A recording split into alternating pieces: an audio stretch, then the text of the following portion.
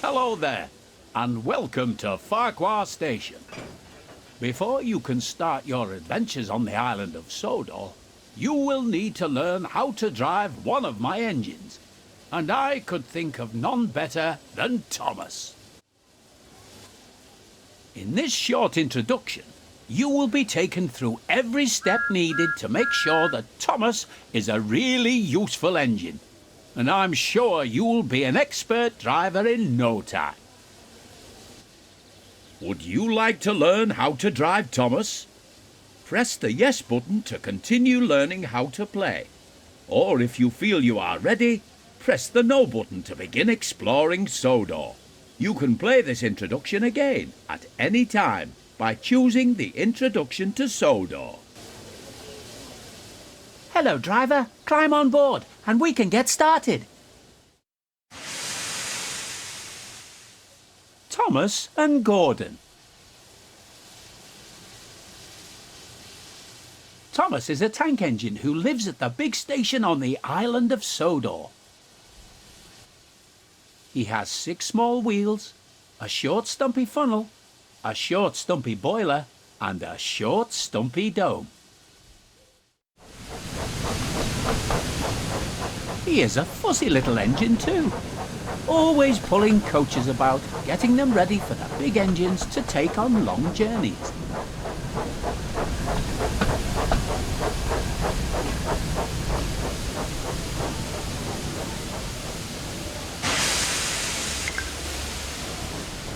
And when trains arrive at the station, he pulls the empty coaches away so that the big engines can go and rest.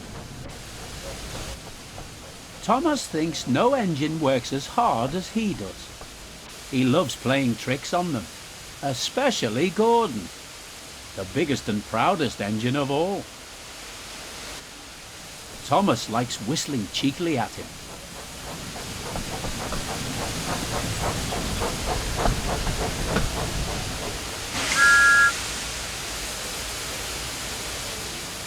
Wake up, lazy bones.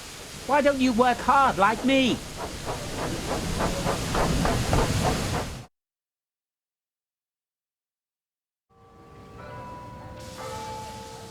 One morning, Thomas found it hard to wake up. His fire went out and there wasn't enough steam.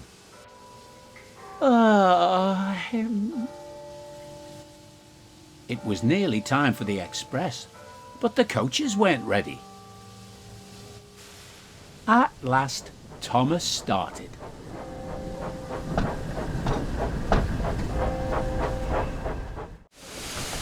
He fussed into the station where Gordon was waiting.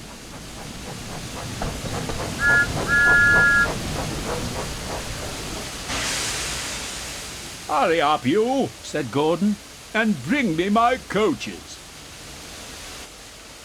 Hurry yourself, replied Thomas. "Yes," said Gordon, "I will." Gordon hadn't forgiven Thomas for waking him up from this nap. As soon as the last passenger had climbed on board, he started up so quickly that there was no time to uncouple Thomas.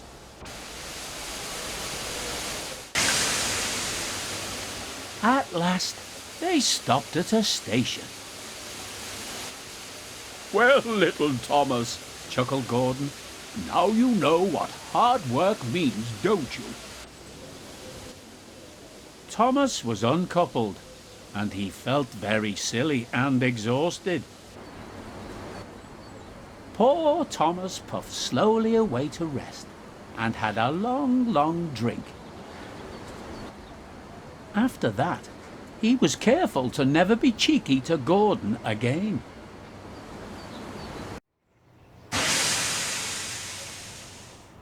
Thomas goes fishing.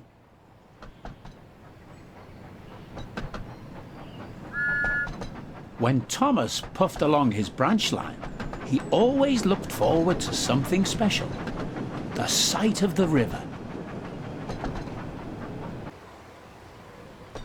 As he rumbled over the bridge, he would see people fishing. Thomas often wanted to stay and watch.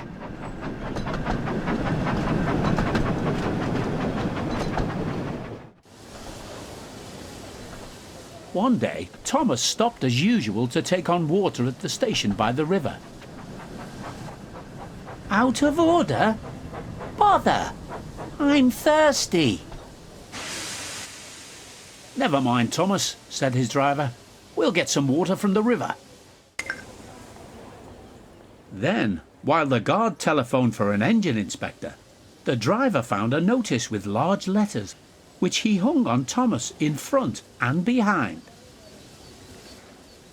Danger, keep away. Soon the inspector and Sir Topham Hatt arrived. Cheer up, Thomas, they said. We'll soon put you right. The driver told them what had happened. So the feed pipe is blocked, said the inspector. I'll just look in the tanks. He climbed up and peered in. Then he came down. Excuse me, sir. Please look in the tank and tell me what you see. Certainly, Inspector, replied Sir Topham Hatt. He clambered up, looked in, and nearly fell off in surprise. Inspector, he whispered, can you see fish?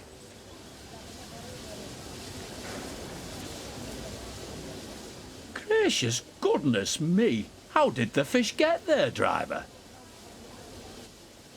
We must have fished them from the river with our bucket, replied Thomas's driver. Well, Thomas, you and your driver have been fishing. But fish don't suit you. We must get them out.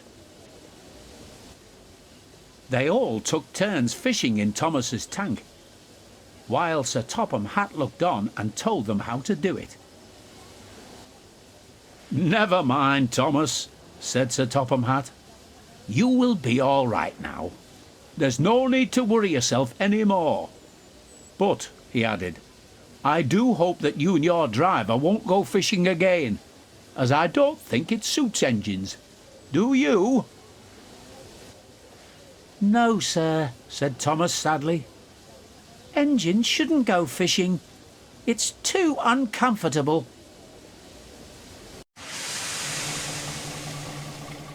Thomas and Bertie. One morning, Thomas was waiting at a junction when a red bus arrived. Hello, said Thomas. Who are you? I'm Bertie. Who are you? I'm Thomas. I run the branch line. So you're Thomas, eh? I remember now. You got stuck in the snow.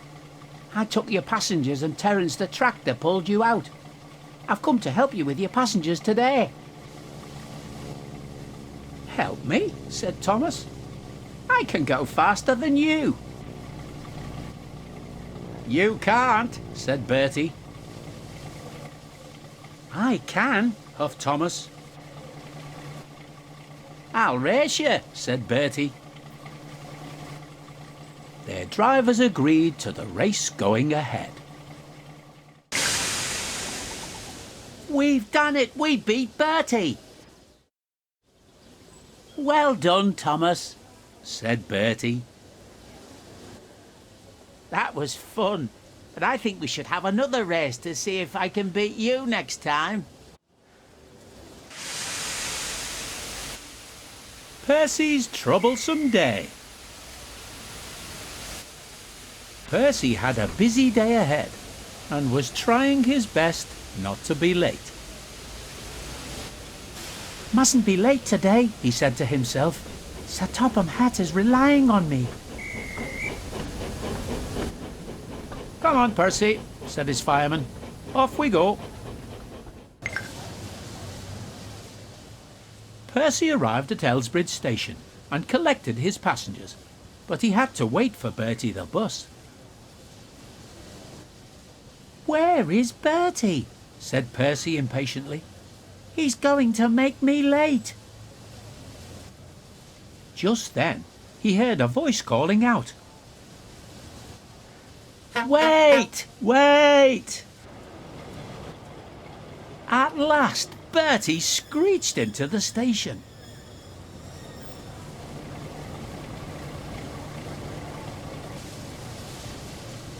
"Where have you been?" asked Percy.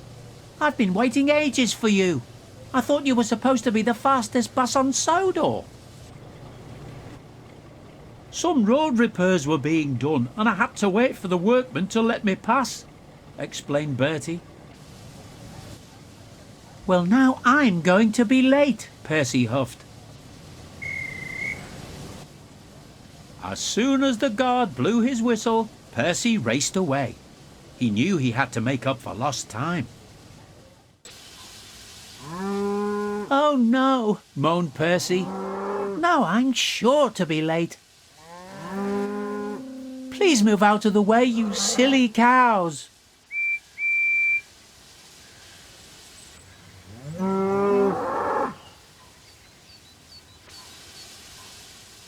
"It looks like we'll have to go and move the cows ourselves," said his fireman.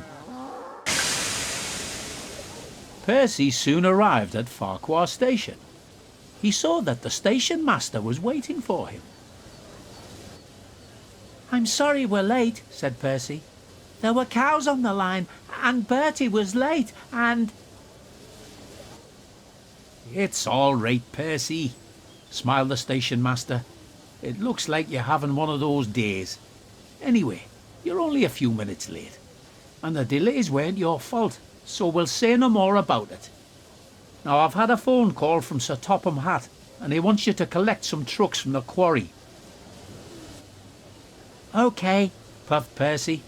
"We'll go right away. I just need to leave my coaches in the siding first." Percy's troublesome day.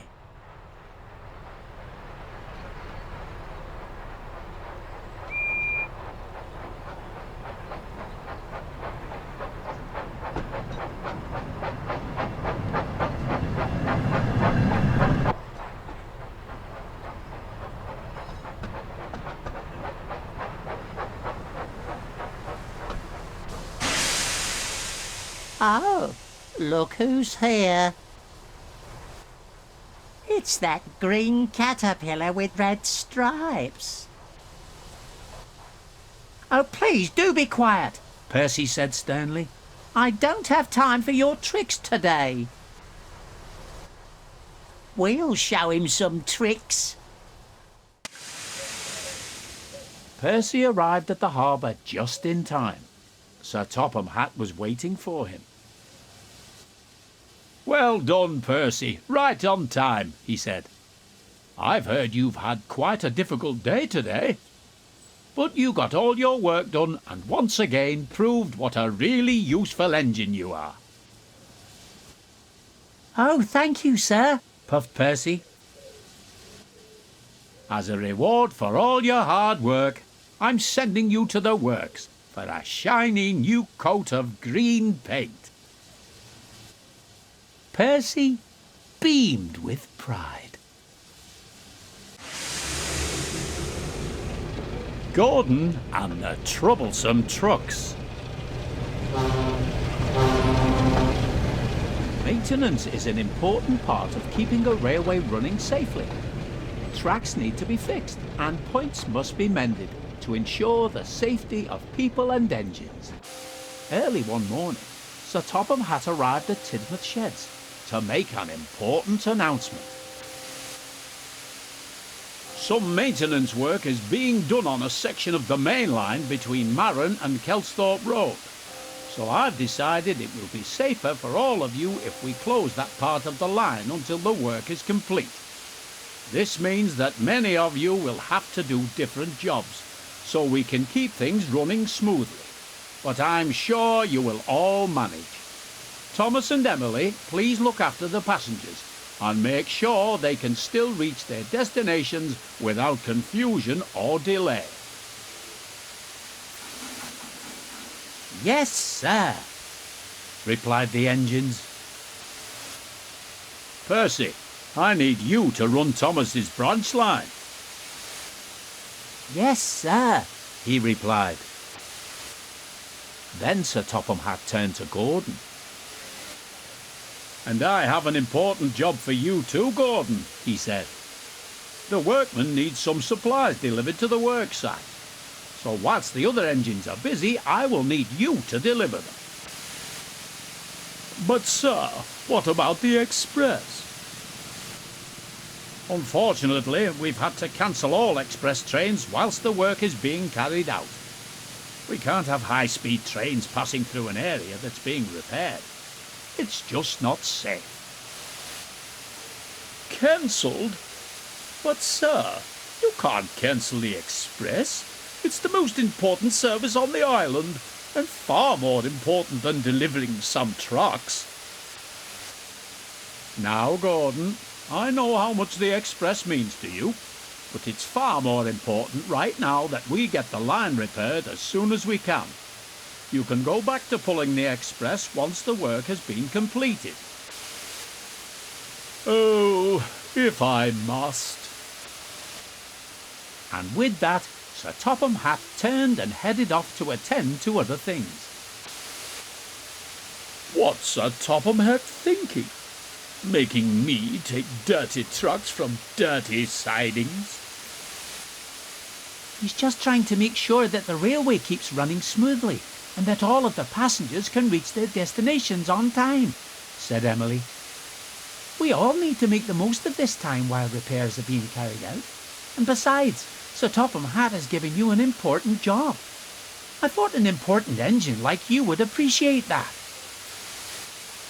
Goods trains are just not suitable for a grand engine like me, Gordon went on. It wouldn't be dignified. That's enough, Gordon, said his fireman. Come on now. The workmen are expecting these trucks to be delivered and we don't want to delay things any further. Oh, all right. The sooner we get this job over with, the sooner I can be back pulling the express.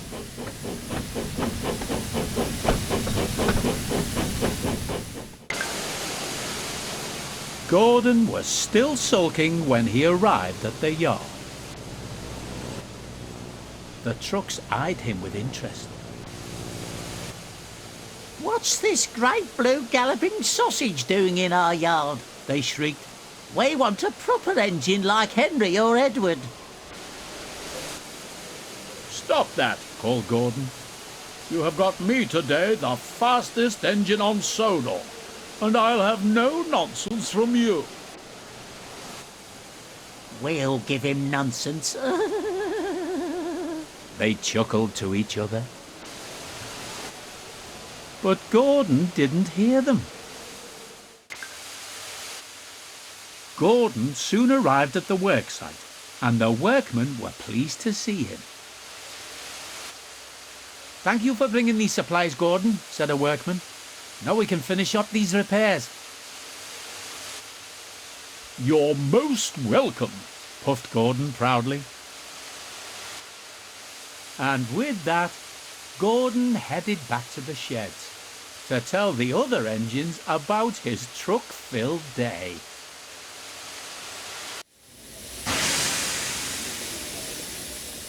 Emily and the Express. Meanwhile at Kelsthorpe, Emily was pulling a goods train and had to stop at a signal when the station master walked up. Gordon has broken down, he told her. Can you leave your trucks here, then go and find him and pull the express? Me pull the express? Yes, sir, she said excitedly. And with that, Emily went off to uncouple her trucks before setting off to find Gordon. Emily arrived at the end of the line, and she'd made good time. Sir Topham Hatt was there to greet her. Well done, Emily. How do you feel pulling an express train again? Was great, sir, but it's certainly been a busy day. Well, you deserve a nice long rest in the sheds. Thank you, sir, beamed Emily with pride.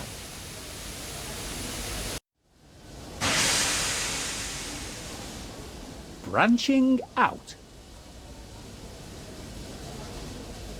It was a busy time on the railway, and all of the engines were working hard. Except poor Thomas. He was feeling unwell.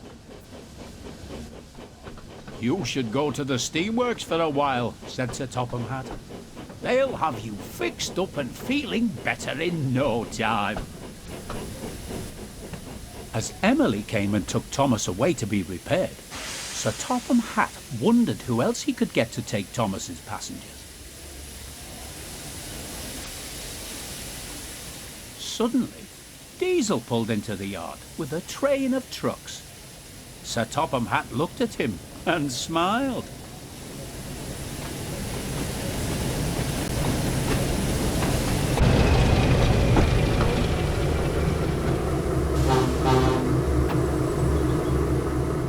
Ah, Diesel, just the engine I wanted to see. Diesel looked a little nervous. Sir Topham Hatt usually only wanted to see him if he was in trouble. Good morning, sir, said Diesel nervously. did you need me for something? Yes, indeed I do, smiled Sir Topham Hatt. Thomas is not feeling well, and Emily has taken him to the steamworks to be repaired. So I need a really useful engine to help with taking the passengers on the branch line. Diesel was very surprised. But sir, he protested, I'm only a shunting engine. I've never really pulled passengers before. Don't worry, Diesel, Sir Topham Hatt reassured him. I'm confident you'll manage just fine, and I'm sure that Annie and Clarabel will be glad to show you what to do. Just remember, you need to be on your best behaviour today. I don't want to hear from the passengers that you've been causing trouble. But sir, I can't take Annie and Clarabel. They're Thomas's coaches, and they don't like me, and... Diesel, you'll be fine, smiled Sir Topham Hatt. Now run along and collect Annie and Clarabel. They should be waiting for you in the sidings. Oh, why do I have to take passengers? Maybe, he thought, Sir Topham Hatt chose me because I am the best engine for the job. Hello, ladies. Oh no, Clarabel, it's that devious Diesel. Surely, replied Clarabel, Sir Topham Hatt could have picked another engine instead of him. Perhaps he thinks I'm the best engine for the job, boasted Diesel. After all, he specifically asked me to help with the passengers while Thomas is away. I'm sure he only asked you to help as all the other engines are busy. He certainly did not. Now we need to get going. We don't want to be late after all. Hurry up, please. We don't want to be late.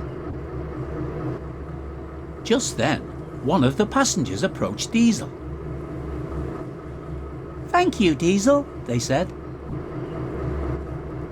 Diesel looked surprised. He wasn't sure what to say. You're very welcome. Wow, someone was grateful for my help. You see, said Annie, passengers appreciate an engine who looks after them and pulls their train well.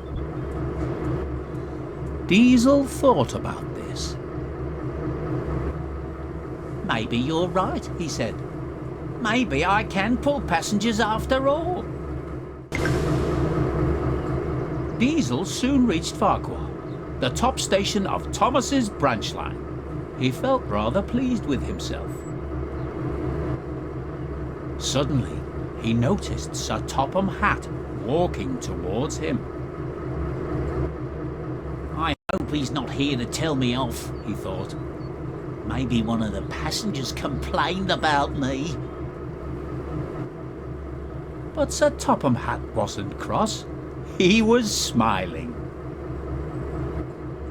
Well done, Diesel, he said proudly. I've heard from some of your passengers that you did a good job today. Thank you, sir, said Diesel. But I did have some help. Thomas is still being repaired, so I'll need you to stay and help out for a few more days, explained Sir Topham Hatt. Do you mind? Not at all, sir, said Diesel happily. I'm sure that the three of us can run the branch line just fine. Annie and Clarabelle smiled. Perhaps they thought Diesel wasn't so devious after all. Shunting Showdown. One morning, Thomas was shunting trucks in the yard when Diesel arrived. Oh, look, it's that little blue tank engine getting in the way. You really need to learn how to shunt trucks properly, Thomas. And I doubt you are as good at shunting as me, the best shunter on Sodor. Not only am I as good as you, huffed Thomas, I'm better. No, you're not. Yes, I am. Not. Am.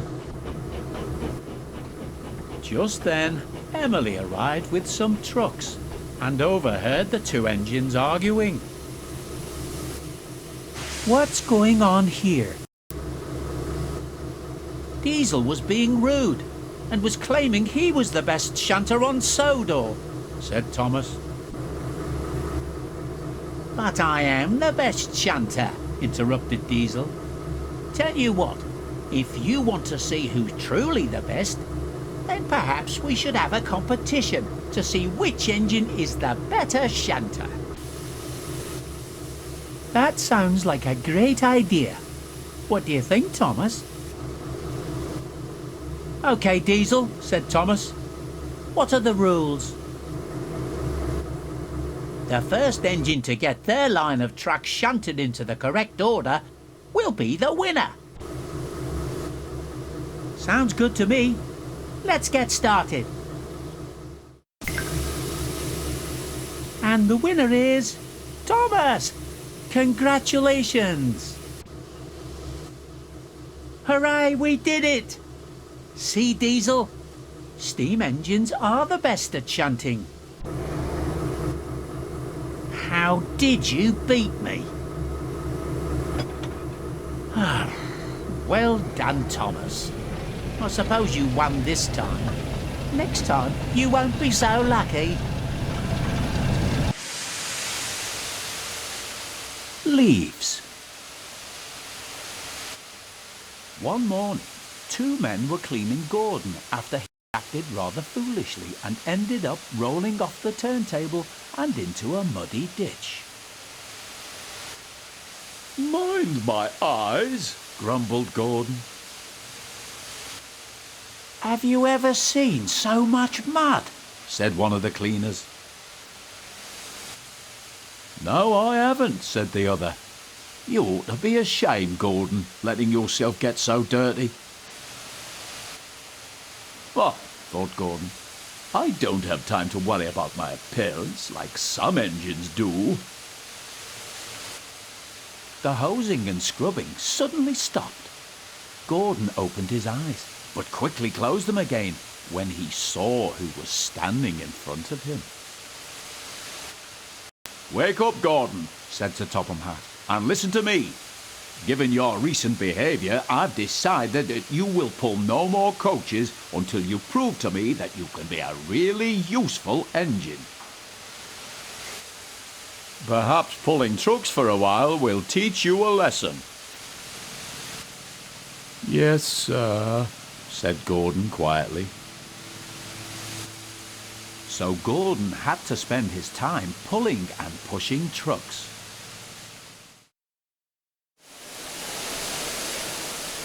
Goods trains, he muttered. Oh, the shame of it. And he bumped the trucks again. Oh, cried the trucks as he shunted them around the yard. James was standing nearby watching him. Trucks will be trucks, he said. They won't with me, grunted Gordon. I'll teach them. They tried to push me down the hill this morning, he explained. It's slippery there, so you'll probably need help. I don't need help on hills, huffed James. Gordon laughed and headed off to get ready for his next goods train. Come on, James, said his driver. It's almost time for the express. And with that, James puffed away to collect his waiting coaches. James soon arrived at the next station. He was feeling very pleased with himself, but he kept thinking about what Gordon had said. I'll show Gordon who needs help on hills, he said to himself.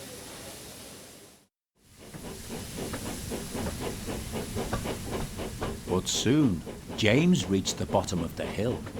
Strong winds from the sea made the hill hard to climb. Leaves fallen from the nearby trees were now covering the rails, and the recent rainfall meant that they were too heavy to be blown away by the wind. I'll do it, he puffed. But his wheels slipped on the leaves. I must do it, he panted. But try as he might, his wheels kept on slipping, and he couldn't pull the train at all. Help, help, cried James. His wheels were turning forwards, but the heavy coaches pulled him backwards, and soon the whole train started slipping down the hill.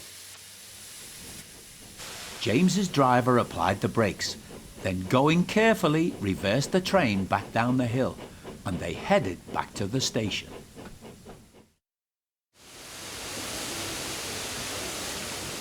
When they arrived, they found Gordon waiting, who had seen everything. I thought you said you could climb hills, he chuckled. James didn't answer. He had no steam left to say anything. Ah, well, we live and learn, said Gordon. Never mind, little James. I'm going to push from behind. Whistle when you're ready. I'm ready, called James. So am I, replied Gordon. Pull hard. We'll do it, puffed James.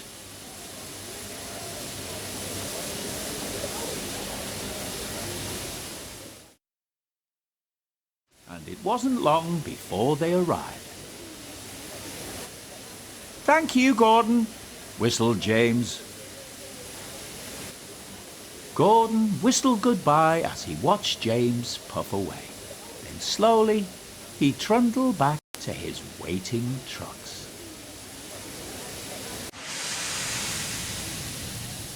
Jack Frost. One evening, Sir Topham Hatt came to the sheds.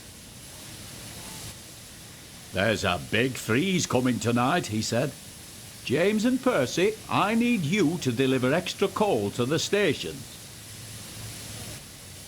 Yes, sir, they said eagerly, and Sir Topham Hatt walked away. You better hurry, teased Thomas, or Scary Jack Frost might get you. Who's Jack Frost? Percy said nervously. Don't be silly, sniffed James. Jack Frost is not scary. Yes, he is, teased Thomas. He's all white with a big spiky face. Rubbish, said James. James knew Jack Frost wasn't scary, but poor Percy wasn't so sure. Later that night, James had collected his coal trucks and set off to make his deliveries. Silly Percy, he thought. All steamed up over Jack Frost. The sooner we get this coal delivered, the sooner I can get back to my nice warm shed.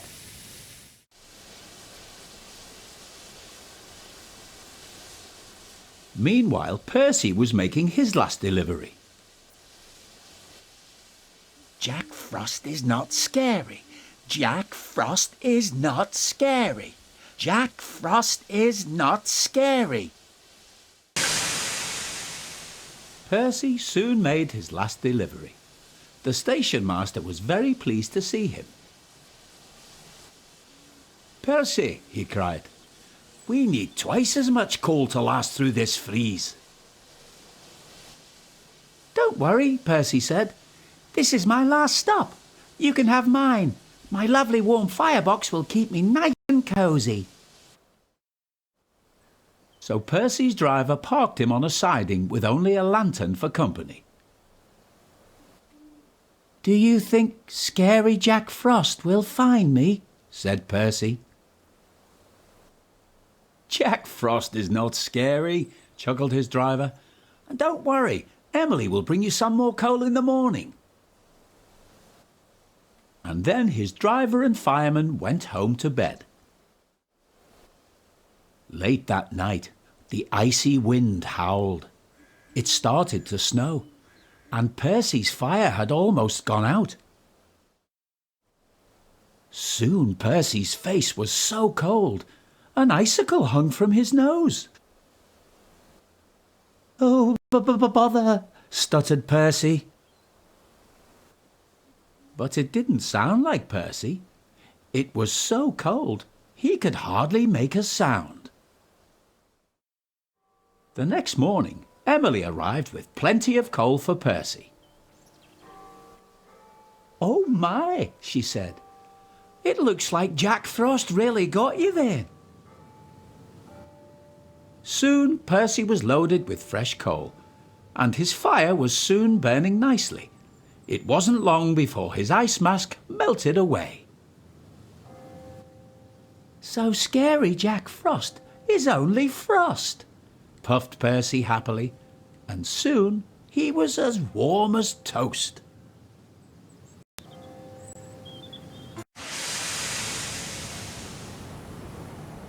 James and the van. It was a frosty morning on the island of Sodor, and James was bringing a goods train from the Little Western. He was cold and tired, and wouldn't stop complaining. "Why couldn't Duck or Oliver do this?" he moaned. "A splendid engine like me should be pulling coaches, not these troublesome trucks." "Don't worry, James," said his fireman. "We've nearly reached the yard now, so you can have a drink and a rest before your next train." "Good," James replied. "A nice long rest will make me feel much better." Soon they arrived back at the yard. James was still feeling rather upset, and as he stood in the yard, the icy wind swirled around his smokebox. "Bother this cold weather," he shivered. "Right," said his fireman. "I'll jump down and uncouple the trucks. Then we can go and fetch the coaches." He walked over to the coupling and tried to uncouple it, but try as he might, it would not budge. "What's going on back there?" asked James. "I'm going to be late for my passengers." "There seems to be a problem with the coupling," said his fireman at last. "It looks like we're going to have to take the van with us." What? Exclaimed James. Pull my train and this horrible van too? No, I won't. What would the other engines think if they found out? Great, grumbled the van. Now I'm stuck behind you for the rest of the day. Now come on, soothed his fireman. We must remember the passengers. We can't leave them standing out in the cold. Fine, groaned James. The sooner we take these passengers, the sooner I can get to the works and get my coupling fixed. James arrived at the platform, still cold and upset. As he watched the passengers begin to board the train, he was surprised to see that the passengers didn't take much notice of the van. That's good, he thought to himself. Maybe if the passengers don't notice, then maybe none of the other engines will. As James arrived at the station, he suddenly heard a familiar whistle. Oh no, said James. It's Gordon. Hello, little James. What are you doing coupled to that van? Asked Gordon. Oh, is that what passes as a special coach nowadays? Gordon puffed away, still laughing. James tried to ignore him, and it wasn't long before the guard's whistle blew and they continued on their way. James soon arrived at Wellsworth Station. As the passengers began to board, he suddenly noticed the station master talking to someone with a large wooden box. I'm sorry, but you can't bring this on the train, said the station master. There isn't enough space. You'll need to wait for the mail train later tonight. But I'm performing in an important concert, explained the passenger, and I must get myself and my piano there on time. James listened carefully, and suddenly an idea came to him. Excuse me, he called, but you could try putting your piano into my van. I'm sure it would fit, and it would mean you could get to your concert on time. The passenger was delighted. That's a wonderful idea, James, said the passenger. What a clever engine you are. James felt rather pleased with himself.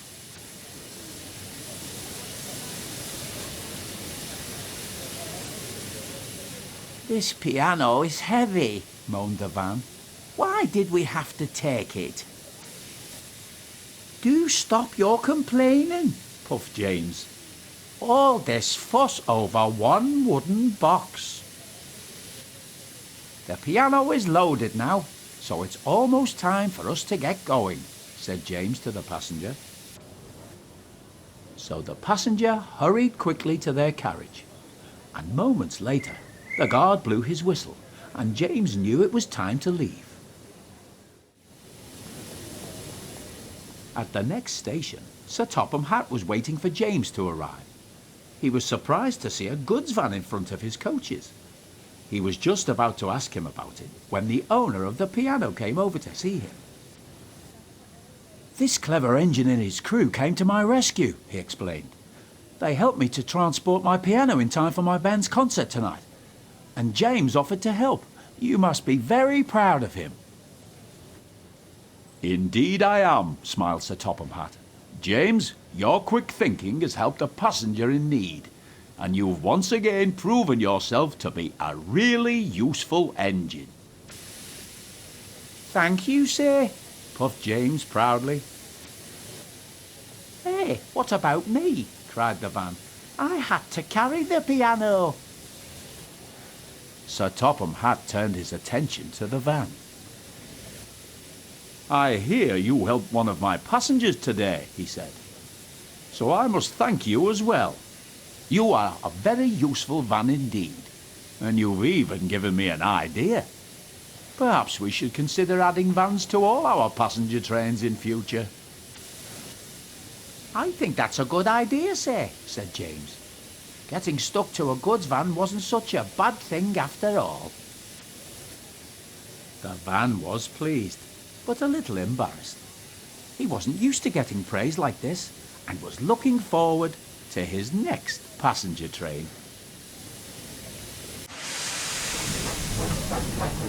First class engine.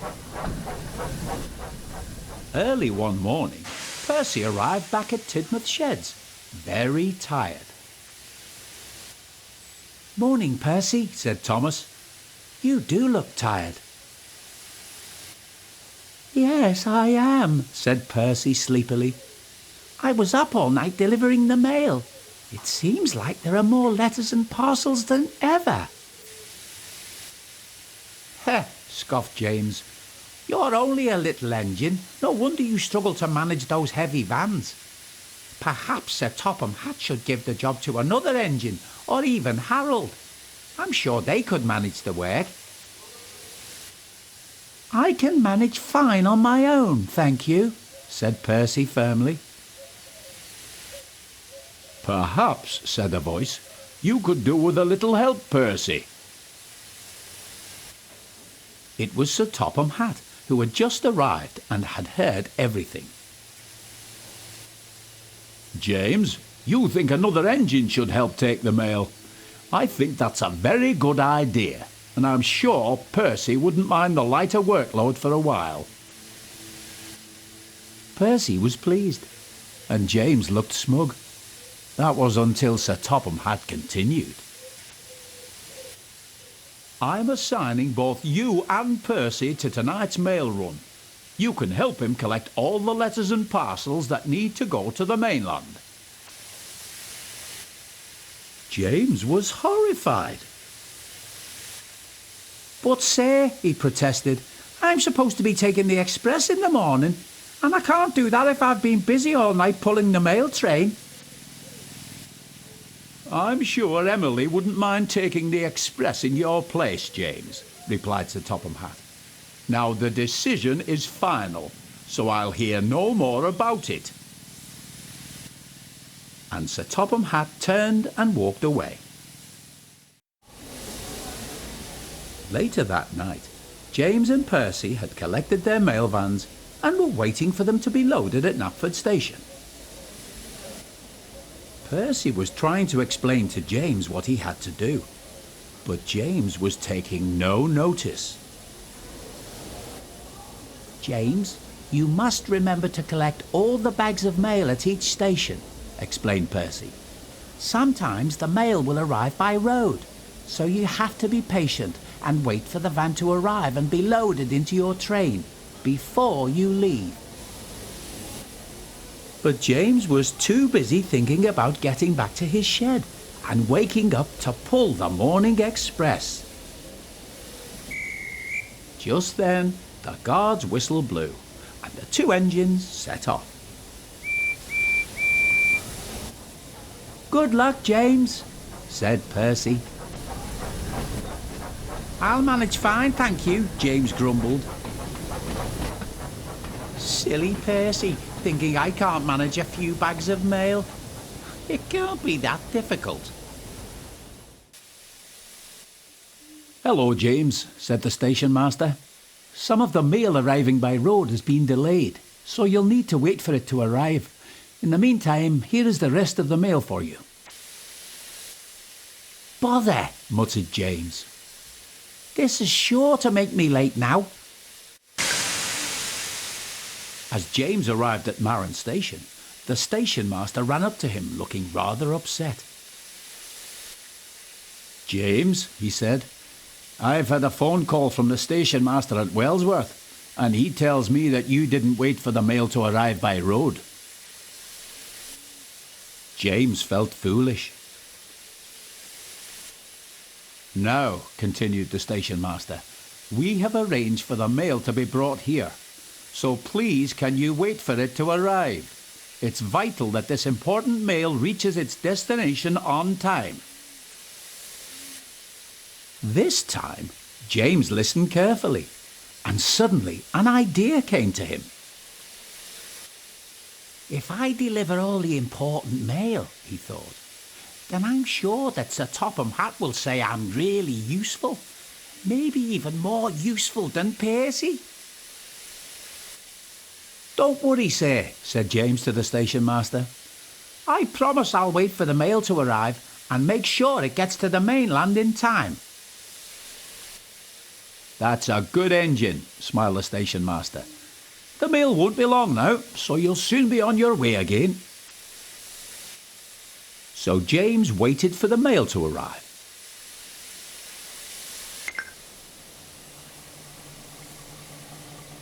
He didn't have to wait long.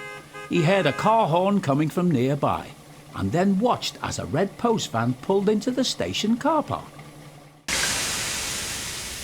James arrived at Vickerstown Station and was feeling pleased with himself. He had collected all the mail and tried his best to make up for lost time. Percy was already there waiting for him, and so was Sir Topham Hatt. James was worried what he would say about him not being patient and waiting for the mail. "Ah, there you are, James," said Sir Topham Hatt. "I've heard from several of the station masters that you've done a good night's work," Sir Topham Hatt smiled. "I've also heard that there was a small incident at Wellsworth Station," he added. "But you put things right and have made sure that all the mail arrived on time. You have once again proved to me that you are a really useful engine, and a first-class one at that." "Well done, James," puffed Percy excitedly. James felt so proud he thought his boiler would burst.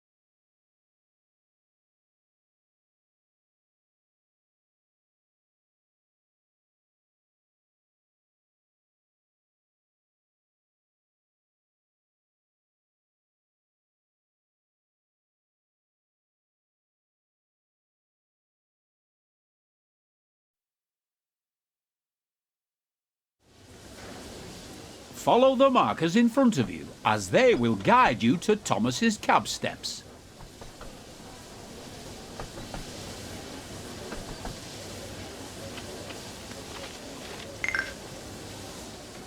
Before you...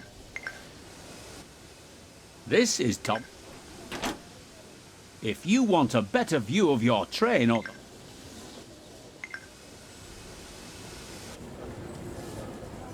There are many locations on the railways of Sodor where lines separate or join together. These involve a network of points that set the direction the train will be travelling. On the main line, most of these points are controlled by the closest signal box. However, there are yards and junctions that require the points to be set manually. Thomas's friends Annie and Clarabel are waiting at the station platform. In order to reach Annie and Clarabel, you will first need to switch the points so that it sets the correct track. You can set the points by climbing down out of the cab, walking over and interacting with it.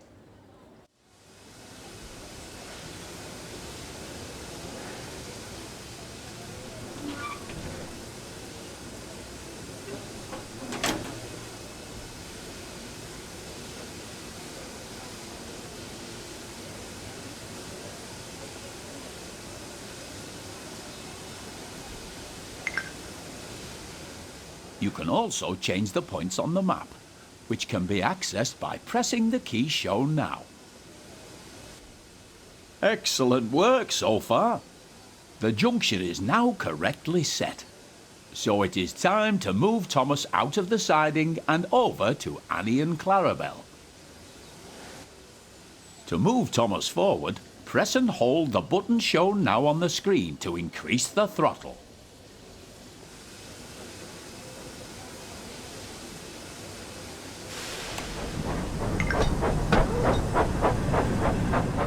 Well done. You're doing a good job so far.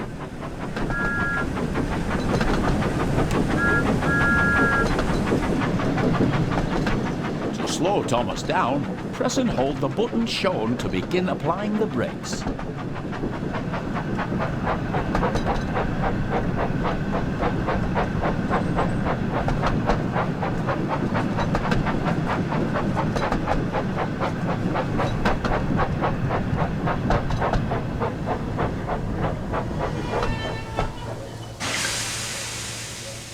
As you can see, the throttle has returned to 0. This means that Thomas is now ready to travel in either forward or reverse. To make Thomas reverse, tap the control shown on screen until the direction arrow on the hood points down.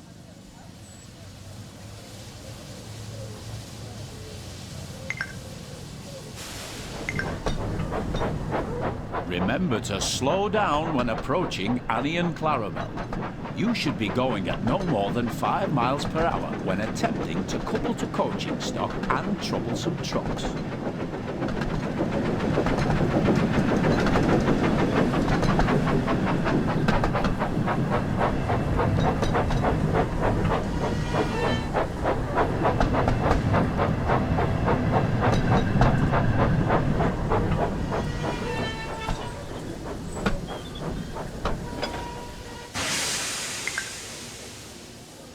Hello, Annie. Hello, Clarabel. Hello, Thomas.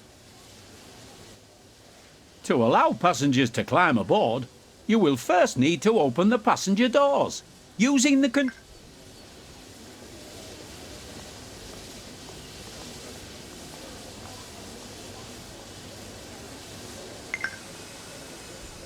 There are other cameras available to use during your adventures on Sodor. Let's look at another one now. Using the button shown on screen, change to the free camera.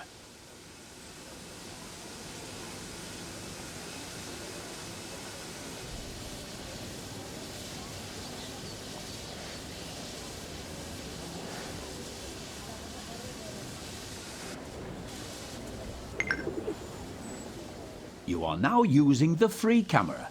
With this camera, you can freely fly around to wherever you'd like. You are still able to fully control your train whilst using this camera, and it's very useful for getting a good look at your surroundings.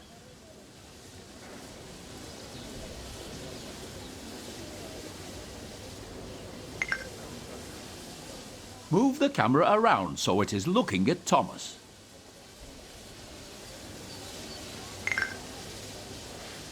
Now move the camera. Now return to the inside camera view using the button shown here. Remember, you can drive Thomas from both the inside cab view and the outside camera you were shown earlier. Good job. It looks like everyone has boarded now.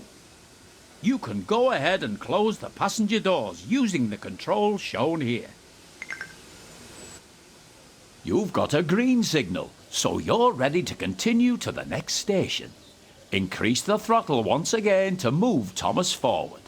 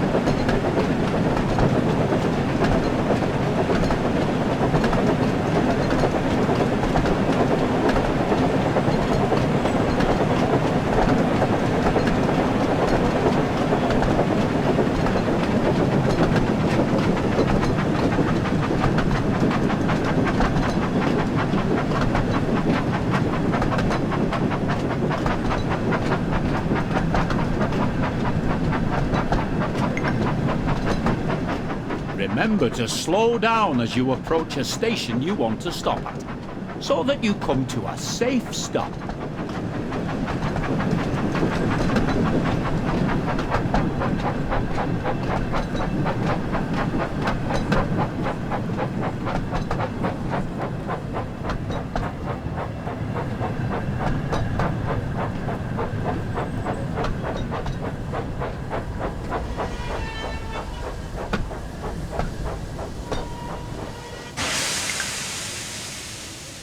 Good work. Now open the passenger doors to allow the passengers to start boarding.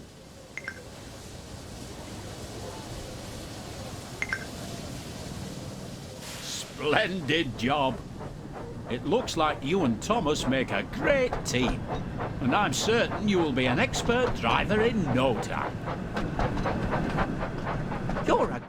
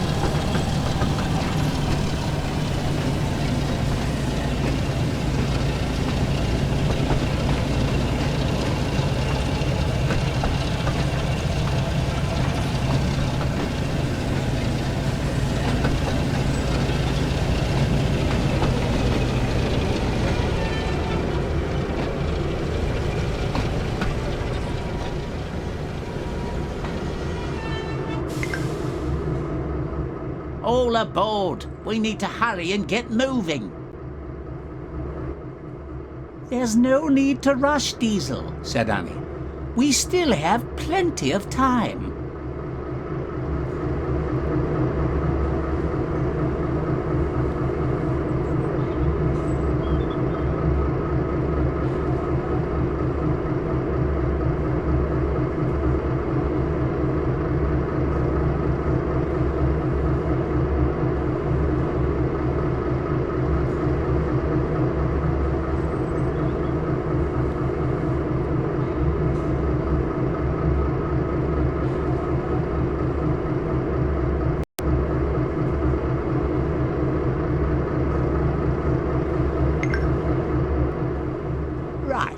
Let's get going.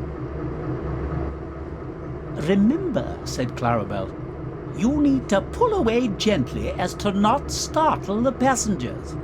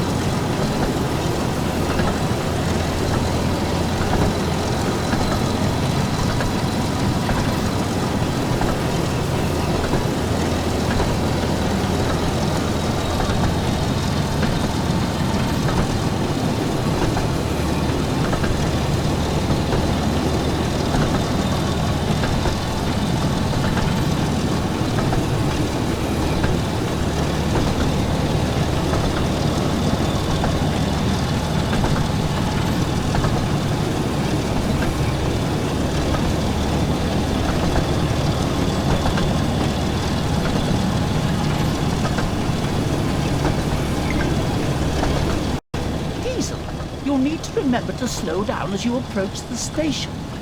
You mustn't bump the coaches, especially if they have passengers on board.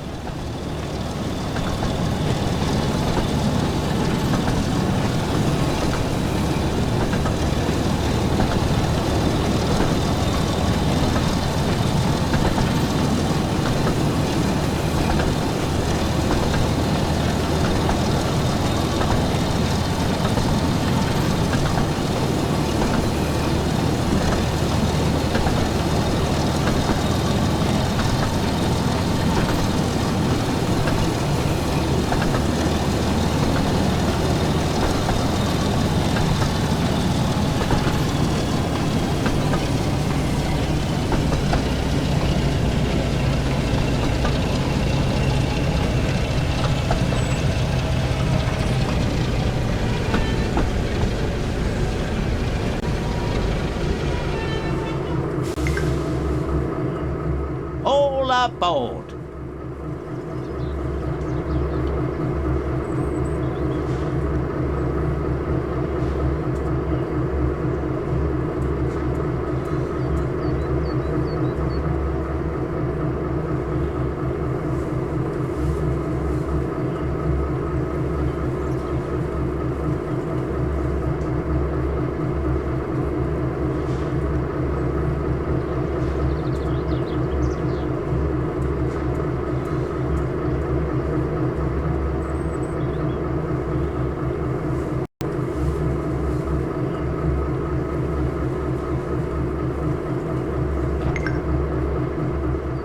Off we go again.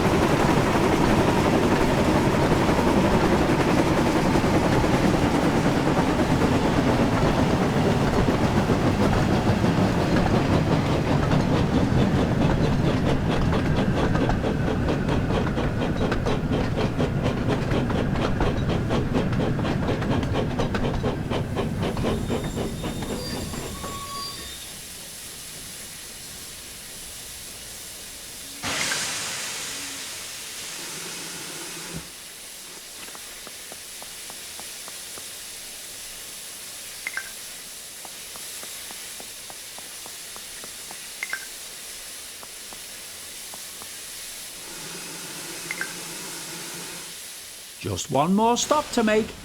Then we are finished for the night.